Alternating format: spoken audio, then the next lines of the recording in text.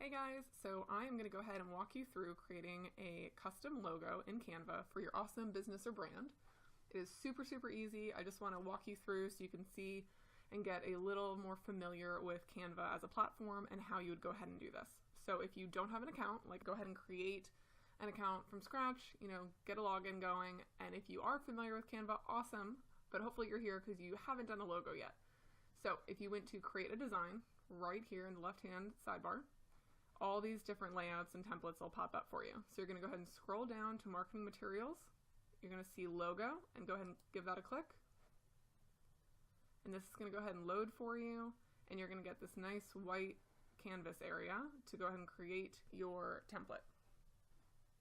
So in the left-hand sidebar right here, there are all these different templates for different logos. So depending on your company and your brand, you will choose the template that suits you best. And feel free to look through, give them a click, take a peek, see what you like. You can zoom in. And remember, whatever you're choosing, you can totally customize. So the color, the fonts, sizes of things, you can add some stuff, all of that is customizable. So for today's example, I went ahead and chose this logo right here. So we have Mrs. Johnson Flower Shop. And I'm going to make it into a bakery logo because I'm a huge fan of bakeries. So we have this Mrs. Johnson, really cute, but I'm going to go ahead and make some changes. So here's just a few examples of how you would go ahead and do this.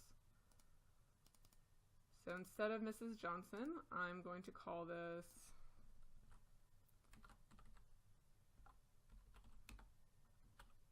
Sweet Donuts, because why not? Oh. And then I'm going to want to change my little caption down here, and we can call it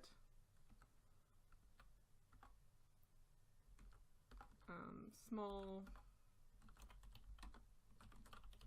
bakery items.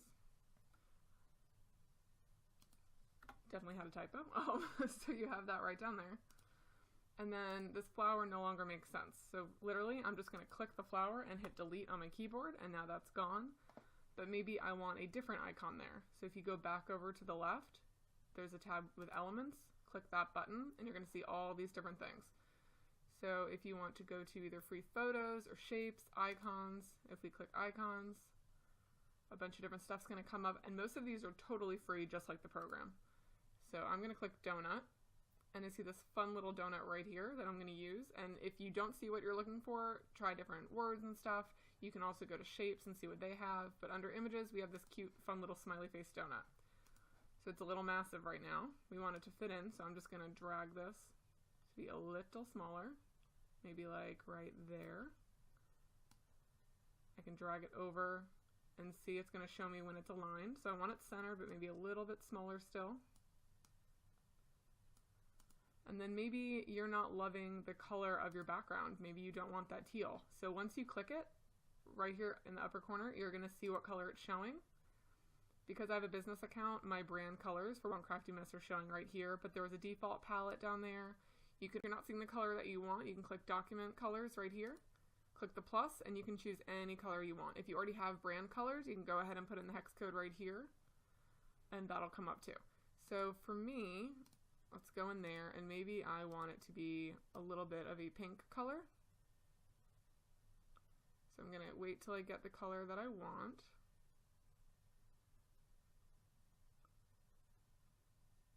Okay, so maybe I like this very light color right there. So I'm going to go ahead and select that. So now my logo is a little different, and maybe we don't love even the color of the icon that we chose. So I clicked my little donut guy, and up here, all the colors that donut comes in. So maybe I don't want the frosting that color. Maybe I'd prefer it to be hot pink. The sprinkles, maybe I'm going to go ahead and change that as well. I can have some yellow ones, maybe some purple. The outline we can change as well. Maybe I'll do a gray for its little eyes, or a darker gray, blue, whatever you'd like.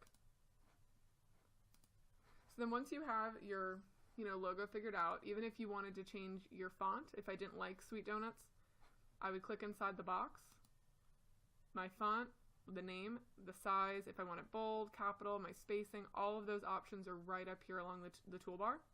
So currently it's in Sacramento. If I wanted to change it to this glacial indifference right here, it could change.